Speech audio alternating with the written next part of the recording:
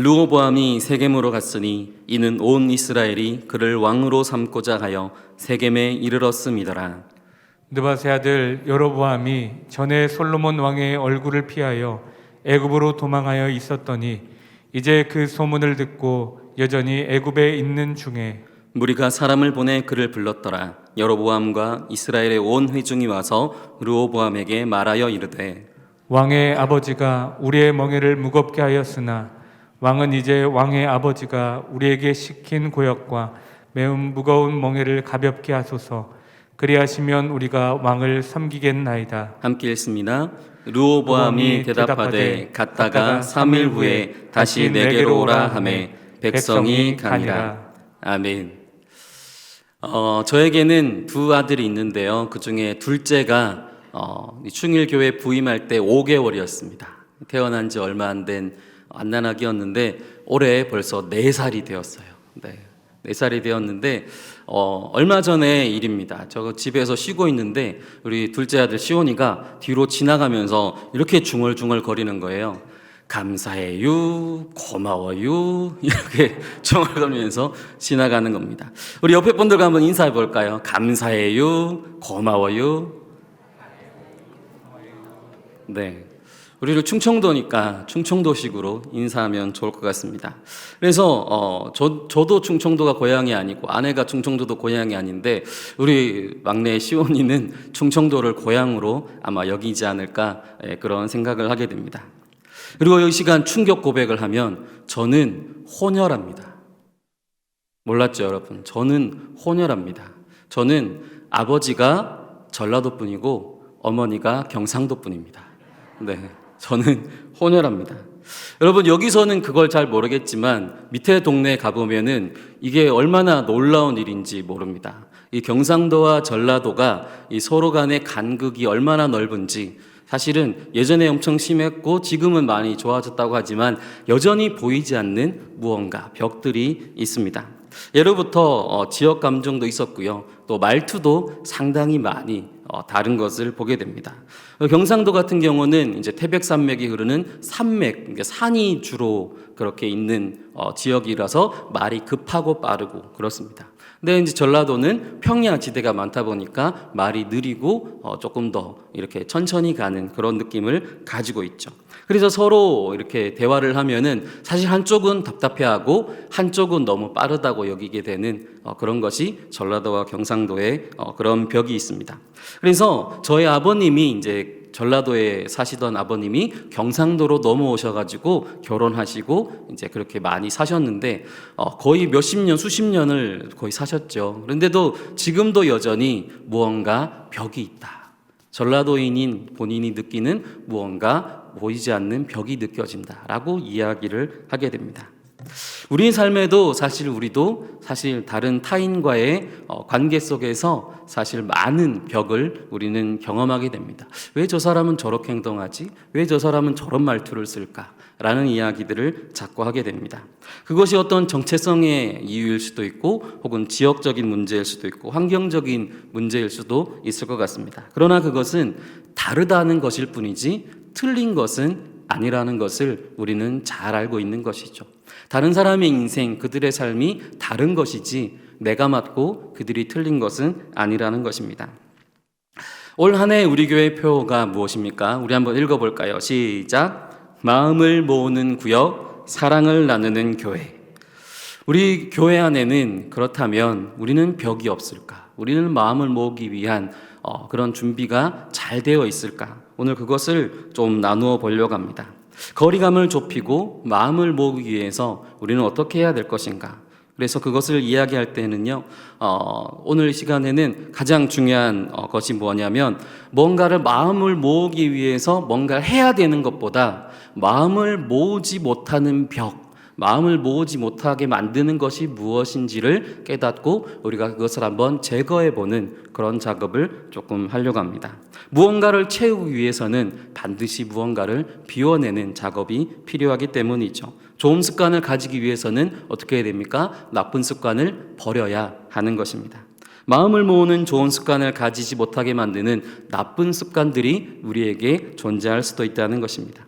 그래서 오늘 본문 말씀은 아주 말씀대로 마음을 잘 모았던 시대가 아니라 정말 마음을 잘 못 모아서 분열했던 시대, 정말 잘못한 것이 너무나도 많아서 나쁜 습관을 많이 가지면서 벽들을 쌓아버린 시대를 한번 들여다보면서 우리는 어떠한 점을 고쳐야 될지를 한번 살펴보려고 합니다. 오늘 1절의 말씀을 함께 읽어보겠습니다. 1절의 말씀입니다. 르호보암이 세겜으로 갔으니 이는 온 이스라엘이 그를 왕으로 삼고자 하여 세겜에 이르렀음이더라. 오늘 본문은 이제 솔로몬의 시대가 이제 갔습니다. 솔로몬의 그 시대가 가고 솔로몬의 아들 르호보암이 이제 왕위에 오르려고 하는 그런 시점이 되었습니다. 마침 온 이스라엘은 이제 마음을 하나로 모으기 위한 준비를 하고 있던 그런 시기였던 것이죠. 그들이 모인 세겜, 오늘 본문에서 그들이 모인 세겜은 남쪽이나 북쪽이나 모두 중요하게 생각하는 그런 도시였습니다. 이곳에서 하나님께서 말씀하시고 예배를 드리는 그런 행위들을 많이 했던 도시였습니다. 예루살렘이 수도로 정해지기 전 이스라엘은 이렇게 세겜을 중요한 요충지로 삼았었고요. 그래서 세겜에 가서 왕위를 이어받는다는 것은 북쪽과 남쪽을 서로 하나 되게 만드는, 마음을 모은다는 의지를 가진 르호보암 왕의 이제 결단이었던 것이죠. 그런데 그렇게 마음을 모으려는 노력에도 불구하고 안타깝게도 그 끝은 그렇지 못한 것을 우리는 보게 됩니다. 분열이 나는 상황을 맞게 되는데요. 이들이 왜 분열했는지, 왜 마음을 모으지 못했는지를 우리가 하나하나 그 이전에 그 준비의 과정들이 어떠했는지를 한번 살펴보려고 합니다. 먼저 한번 두 세대를 건너뛰어서 거슬러 올라가서 할아버지 다윗의 시대, 솔로몬의 아버지죠. 할아버지 다윗의 시대를 한번 들여다보겠습니다. 다윗은 이제 르호보암의 할아버지이고 우리가 알다시피 너무나도 위대한 왕입니다. 그는 외모면 외모, 지략이면 지략, 용맹이면 용맹, 매력이면 매력, 어느 것 하나 빠질 것이 없는 그런 참 아주 위대한 왕이었죠. 그는 정치도 매우 잘했습니다. 당시 지파가 이미 12개로 나눠져 있던 시대였는데 유다 지파는 그때에도 아주 강력한 세력을 가진 한 개 지파가 나머지 11개 지파만큼의 힘을 가지고 있던 시대였습니다. 이전 왕이었던 사울 왕이 베냐민 지파, 아주 작은 지파의 왕이었던 것과는 달리 이제 다윗은 아주 이렇게 권세 있는 지파의 출신의 왕으로서 이제 올라가게 된 것이죠.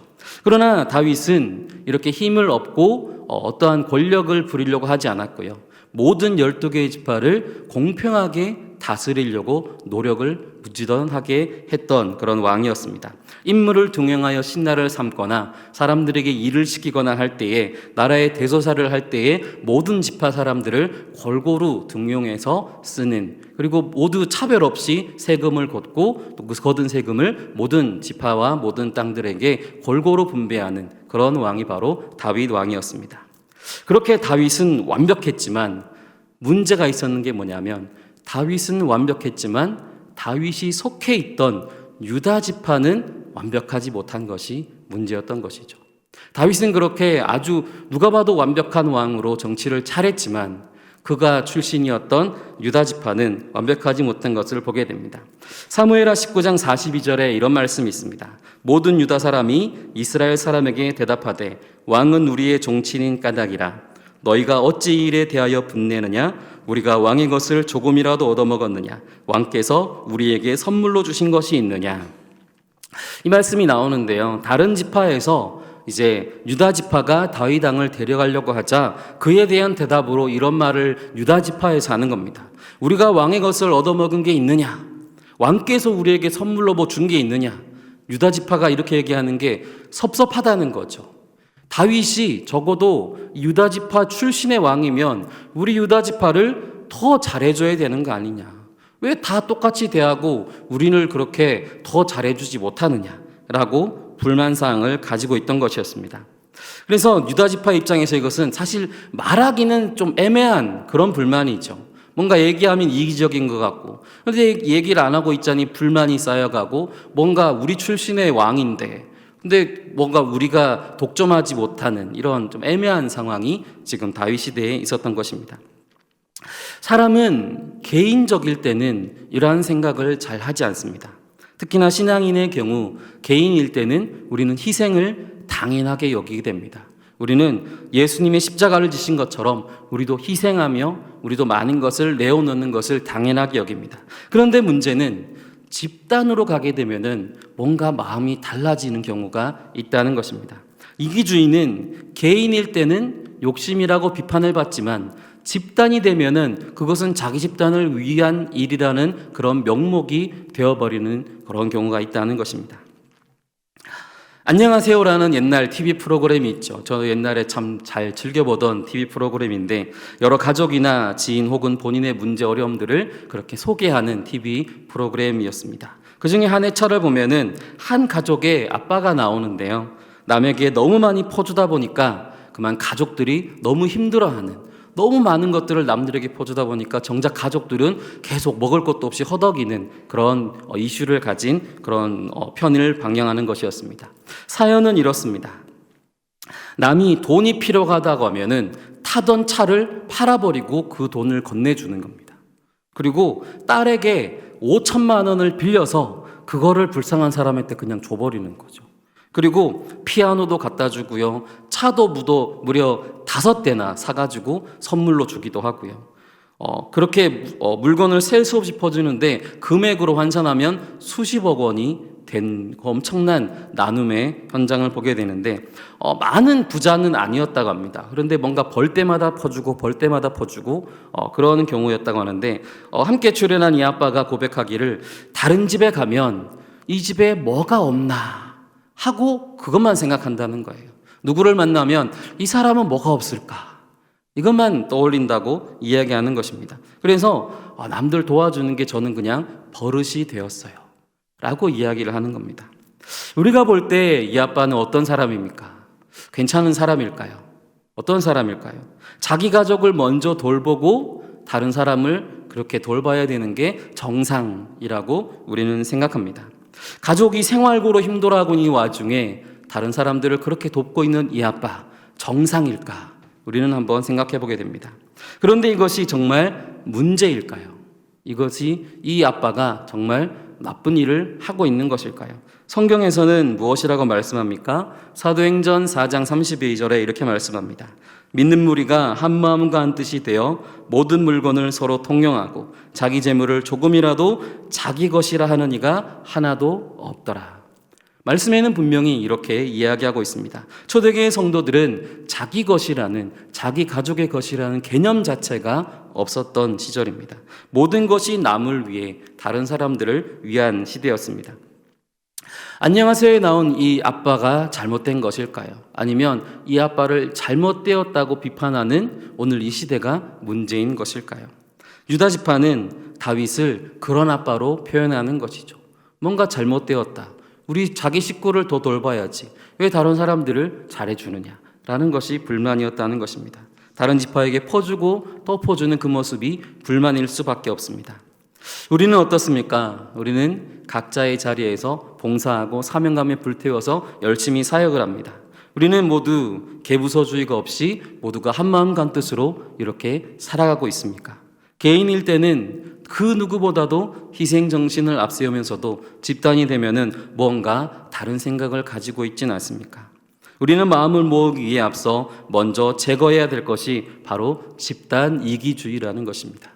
내가 무언가 집단으로 들어가게 될 때 다른 집단과 그 집단을 구별하는 것이, 거기에 벽을 세우는 것이 문제라는 것입니다. 그렇게 되면은 우리는 마음을 하나로 모으기가 어려워진다는 것입니다. 두 번째로 살펴볼 시대는 이제 솔로몬 시대로 내려오게 됩니다. 그렇게 유다 지파가 불만이 가득한 상태에서 솔로몬이 왕을 이제 이어받게 됩니다. 솔로몬 시대에 와서 그렇기 때문에 이 지역 감정은 사실은 겉으로는 아주 태평성대였지만 속으로는 유다 지파에 의해서 이 스트레스가 이제 많이 올라가져 있는 그런 상태였습니다. 그래서 유다 지파에서 이러다 보니까 전체 지파도 약간 그런 분위기를 가지는 상태였는데요. 이제 문제는 솔로몬의 정치력이 어떠했냐라는 것이죠.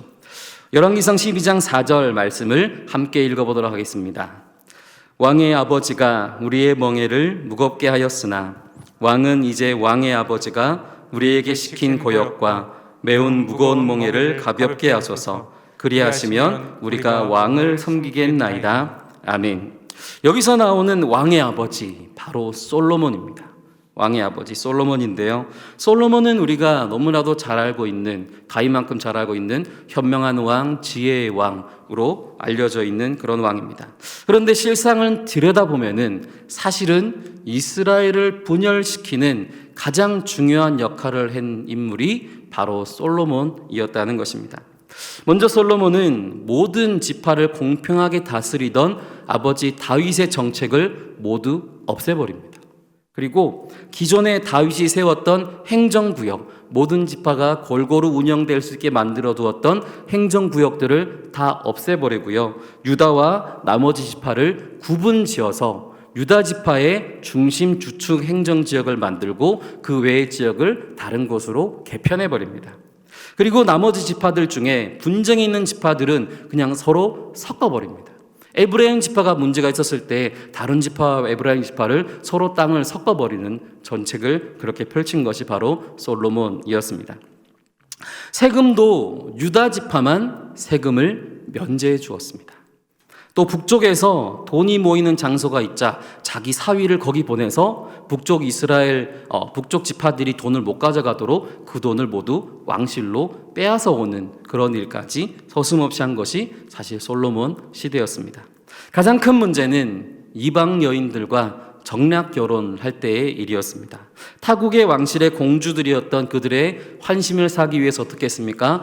어리으리한 궁전을 막 짓는 것이죠. 그런데 문제는 이 궁전을 어떻게 지었는가? 바로 유다 지파를 제외한 나머지 지파 사람들을 들들 볶아서 이 궁전을 지은 것이고, 유다 지파는 뒤에서 뒷짐지고 구경만 하는 그런 것이 바로 이방 여인을 위한 궁전을 지을 때의 일이었습니다. 그래서 오늘 본문 4절에서 솔로몬이 시킨 고역과 아주 무거운 멍에를, 그때의 그 사건을 이야기하고 있다는 것입니다. 이렇게 유다 지파에만 편파적인 정치를 펼친 솔로몬 시대였습니다. 당연히 이제 나머지 지파들도 스트레스가 이제 올라올 수밖에 없는 상황이죠. 이렇게 한 데에는 사실은 그 유다 지파를 이렇게 눈치를 보고 올 수밖에 없는 그런 시대적 상황은 분명히 있었습니다. 유다 지파는 여전히 강력한 지파였고, 다윗은 나라를 그렇게 바로 세우고 구출한 구국 영웅입니다. 사실 블레셋으로부터 나라를 그렇게 구출한 구국 영웅이라서 유다 지파도 함부로 건드리지 못하는 인물이 다윗이었지만, 솔로몬은 조금 달랐습니다. 솔로몬은 좀 유다 지파의 눈치를 볼 수밖에 없는 상황이었던 것이죠. 그래서 유다 지파에 잘할 수밖에 없는 그런 상황이었습니다.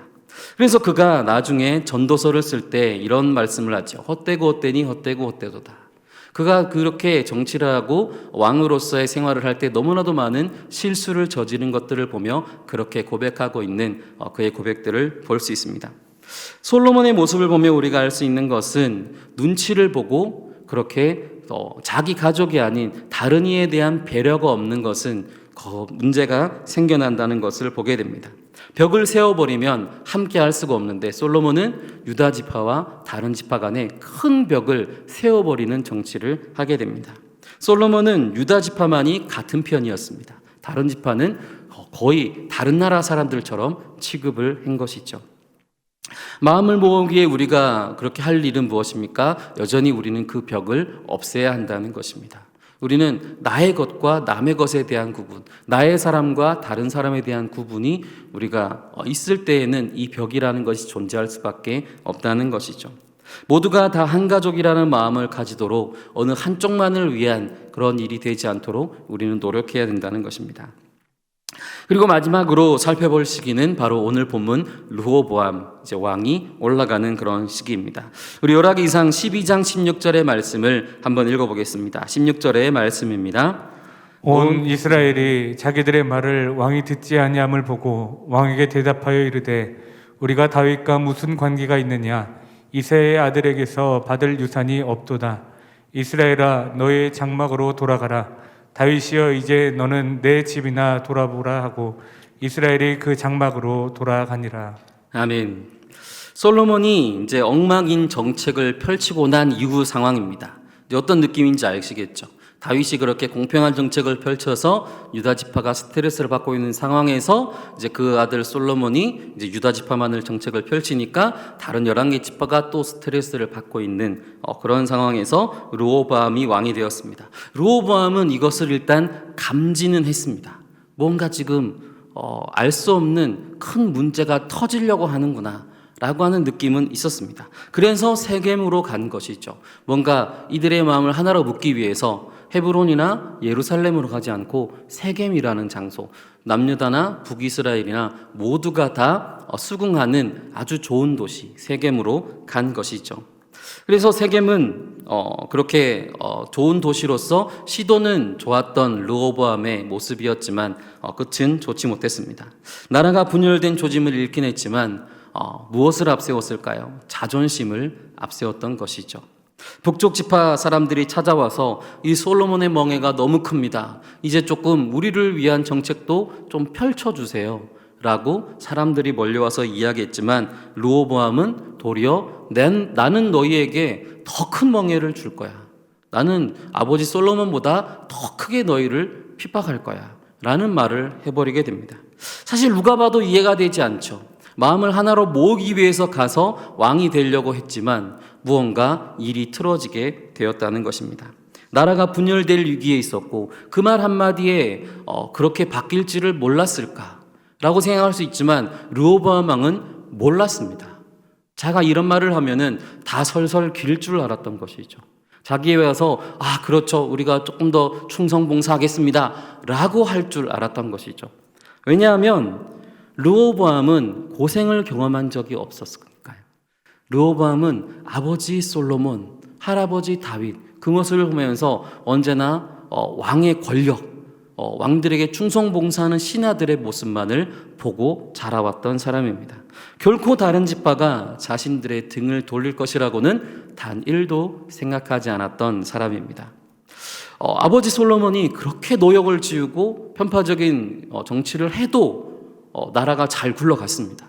실제로 나라가 잘 되었죠. 많은 나라들이 와서 조공을 바치고 나라는 점점 더 부강해지고 그렇게 어마어마한 성전과 왕궁을 건축하는 이런 것을 보게 되었습니다. 그러나 르호보암의 간과한 것은 무엇입니까? 그것이 솔로몬이 잘해서 그렇게 된 것이 아니었다는 것입니다. 솔로몬이 지혜로워서 그런 것이 아니라 하나님이 이스라엘을 그렇게 만들어 주셨기 때문에 그렇다는 것을 르호보암은 몰랐습니다. 열왕기상 11장 34절에 보면 이런 말씀이 있습니다. 그러나 내가 택한 내 종 다윗이 내 명령과 내 법도를 지켰으므로 내가 그를 위하여 솔로몬의 생전에는 온 나라를 그의 손에 빼앗지 아니하고 주관하게 하려니와. 아멘. 솔로몬 시대의 나라가 망하지 않은 것은 그 누가 봐도 사실 솔로몬 시대의 나라가 망했어야 됩니다. 솔로몬이 한 정책들을 보면은 누가 봐도 11개 지파들 거의 잘라내는 그런 정책들밖에 한 것이 없습니다. 그런데도 나라가 더 부강해지고 강성해질 수밖에 없었던 것은 하나님이 다윗을 보시고 그 나라를 세워주셨기 때문이었다는 것입니다. 그러나 르호보암은 그것을 보지 못했습니다. 르호보암이 본 것은 솔로몬의 그런 나쁜 정책밖에는 본 적이 없습니다. 할아버지 다윗이 하나님을 잘 따르고 섬겼던 그 모습을 보지 못한 안타까운 시절을 겪은 것이죠. 마음을 모으기 위하여서 우리가 할 세 번째는 무엇일까요? 우리는 그것을 읽어야 될 필요가 있습니다. 하나님이 우리를 만져주시고 하나님이 우리를 이끌어 주셔서 지금 우리가 여기 있을 수 있다는 것입니다. 나의 힘과 나의 능력과 나의 무엇으로 이곳에 있었던 것이 아니라 하나님이 지금 우리를 마음을 모으게 해 주셔야지 우리는 마음을 모을 수가 있다는 것입니다. 그러나 르호보암은 자존심을 앞세워버리게 된 것이죠. 오늘 말씀의 제목 Same Side라는 제목입니다. Same Side 뜻은 같은 편이라는 뜻이죠. 같은 편. 우리는 같은 편입니다. 이스라엘 12지파 같은 편입니다. 그런데 그렇게 나라가 나눠져 버리니까 어떻게 됩니까? 나중에는 북이스라엘도 멸망하고 남유다도 멸망해 버리게 된 것입니다. 단체 운전 경기를 할 때 가장 중요한 것이 무엇일까요? 연습량, 운동의 기술, 그 모든 것들이 있겠지만 사실 가장 중요한 건 뭘까요? 자기 편을 구별하는 것입니다. 엉뚱한 사람에게 공을 패스하면은 축구가 제대로 굴러가겠습니까? 상대방 편에게 자꾸 공을 패스하면 되겠습니까? 다윗이 만약 축구 선수였다면 다윗은 동료들을 잘못 둔 사람입니다. 다윗은 너무나 멀티플레이였고 호나우두 같은, 손흥민 같은 어마어마한 능력을 가진 선수였지만 그와 함께한 사람들은 그렇지 못했다는 것이죠. 자기에게만 패스해달라고, 자기에게만 공을 달라고 외치던 그것이 바로 유다 지파라는 팀 선수들이었습니다. 그리고 솔로몬이 축구 선수라면 어땠을까요? 솔로몬이 축구 선수였다면 그는 누가 봐도 저 사람에게 패스하면 골을 넣을 수 있는데 패스를 안 해요. 왜냐하면 나랑 안 친하니까. 여기 이 사람은 누가 봐도 골을 못 넣을 것 같은 사람인데 패스합니다. 왜냐하면 자기랑 친하니까. 솔로몬의 정책이 그랬다는 것입니다. 자기가 좋아하는 사람, 자기 가족에게만 넘겨주고 모두가 다 한 편이 아니라 그 11명의 축구 선수들 중에 자기 선수는 1명, 2명밖에 없기 때문에 절대 이길 수가 없게 되는 것이죠. 르호보암은 어땠을까요? 르호보암이 축구 선수라면 르호보암은 자기 자신만 공 갖고 있는 사람입니다. 르호보암은 패스하지 않아요. 자기가 어쨌든 끝까지 가서 골대에 자기가 골을 넣어야 되는 그것이 바로 르호보암이라는 선수였습니다. 아무리 뛰어난 축구 선수라도 자기 편을 신뢰하고 믿어주고 공을 넘겨주지 않는다면 그 경기는 될 수가 없을 것입니다. 결국 모든 경기는 파토가 나고 그 경기는 패할 수밖에 없었던 그 시절, 그것이 바로 오늘 본문의 르호보암 시대였고 결국 분열 왕국으로 나누게 된 원인이 된 것입니다. 우리는 여러분 어떤 편입니까? 여러분은 누구 편입니까? 우리는 모두 같은 편이라는 것입니다. 우리는 same side, 같은 위치에서 같은 곳을 바라보는 사람들입니다. 우리는 서로를 대립하고 있는 것이 아니라 같은 마음과 같은 뜻을 품고 살아가야 되는 사람입니다. 우리 모두는 예수 그리스도라는 머리를 둔 몸이 되는 것이죠. 우리는 모두가 각자가 맡은 역할들이 있지만 그 모든 것들은 한 몸을 이루기 위해서 나에게 주신 것이지 어떤 특정한 한 집단을 위해서 그것이 존재하는 것은 아니라는 것입니다.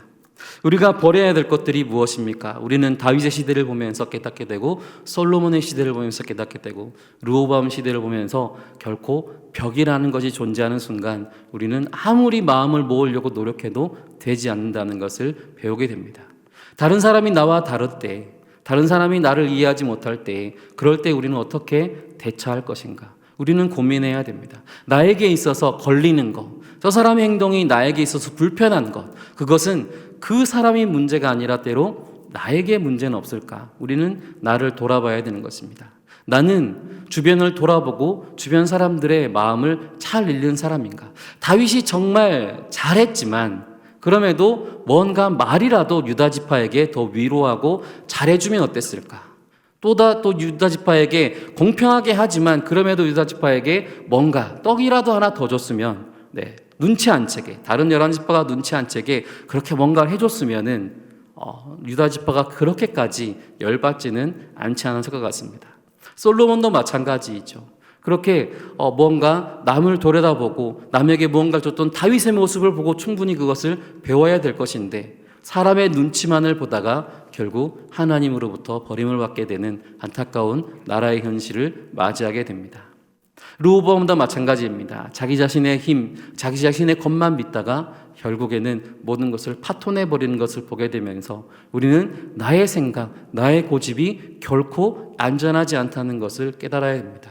우리는 나보다 다른 사람의 생각, 나보다 다른 이의 마음과 생각이 훨씬 더 높은 수준에 있다는 것을 때로는 인정하고 받아들이는 것이 필요합니다. 그것이 바로 겸손이라는 것이죠. 우리는 버려야 될 것들을 버리고 하나님께로 나아갈 때에 마음을 모으는 우리 교회가 될 줄 믿습니다.